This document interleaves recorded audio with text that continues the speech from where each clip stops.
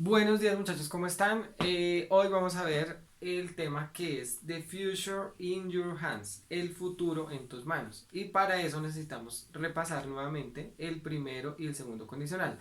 Además de unas expresiones que nos van a ayudar a armar o a expresar ideas referentes a nuestro futuro, es decir, a nuestros intereses, nuestras expectativas, cosas que tú quieres hacer y pues tienes como el plan, pero entonces tienes que expresar cómo las quieres hacer. Entonces vamos a además incluir las explicaciones en inglés como habíamos acordado y en español para que vayan practicando la pronunciación.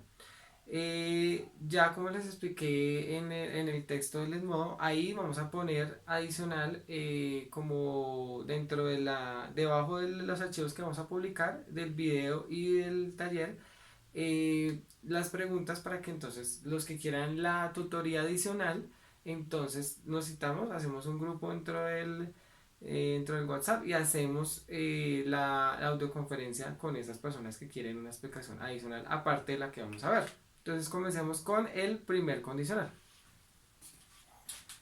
Entonces muchachos, so this is the first conditional. This is for possible situations. I mean, cuando ustedes van a hablar de situaciones que son muy probable que ocurran. Es decir, es algo que yo empiezo en el presente y lo proyecto a un futuro. Es decir, start in the present and continue in the future. But the future is going to be possible, ¿ya? Es near to you. Es algo que puede ocurrir y que tú tienes la posibilidad de saber que es muy posible que ocurra. Entonces por eso utilizamos el primer condicional. ¿Cómo se da? Vamos a explicar las dos oraciones que lleva cada condicional. La primera oración siempre comienza con if, tanto en el primer condicional como en el segundo. Entonces el primer condicional, la oración comienza con if, entonces expliquemos la primera. La if clause iría con presente simple. Entonces, if más el nombre, verbo, complemento. Ya miramos los ejemplos. En la segunda oración, es decir, the result clause, iría nombre, aquí iría la proyección del futuro, es decir, will, luego el verbo en infinitivo más el complemento. Entonces veamos cómo se armaría un ejemplo. Entonces, if Nicolás, aquí iría ¿qué? Iría el verbo en presente simple, como lo estamos viendo acá, ¿sí lo ven? En presente simple. El verbo sería if Nicolás works,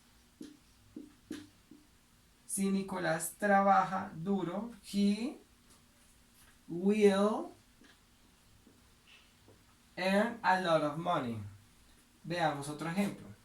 Another example. If Camila does her housework, she will watch a movie. ¿Eso qué quiere decir? Que estos son planes que ellos tienen, es decir, eso se puede utilizar para planes futuros. Si aquí estamos hablando de que works tiene una S y que does tiene acá, este verbo tiene la regla, es porque estamos hablando en tercera persona. Entonces recuerden que si estamos hablando de, por ejemplo, Nicholas and Camila, you have to apply o include the rule, ¿cierto? The rule of present simple. Tienen que incluir la regla del presente simple si van a utilizar alguno en tercera persona. Pero si van a decir un ejemplo con I, entonces sería el verbo en infinitivo. Hagamos el mismo ejemplo pero con otro pronombre. If I work sin la S hard, I will earn a lot of money. Entonces, solo cambiaría el verbo de la regla y el resto de la estructura quedaría igual. Ahora veamos el segundo condicional. Este tiene la particularidad de que es en pasado simple. The first clause, la oración que lleva el if, clause es oración. Entonces, if y llevaría el pasado simple. ¿Cómo sería? Vamos a ver el ejemplo. nombre, es decir, aquí iría if más nombre más verbo en pasado simple más el complemento. Miremos la estructura del segundo. Aquí estamos hablando del result clause, de la oración resultado, como se diría en español. Aquí tendremos el primero que sería el nombre de la oración de resultado más el verbo en pasado, ya dijimos, ¿no? Entonces sería, en este caso, como estamos hablando de la oración en verbo pasado, la segunda iría con el would. Entonces, aquí qué diría, would, el verbo luego en verbo en infinitivo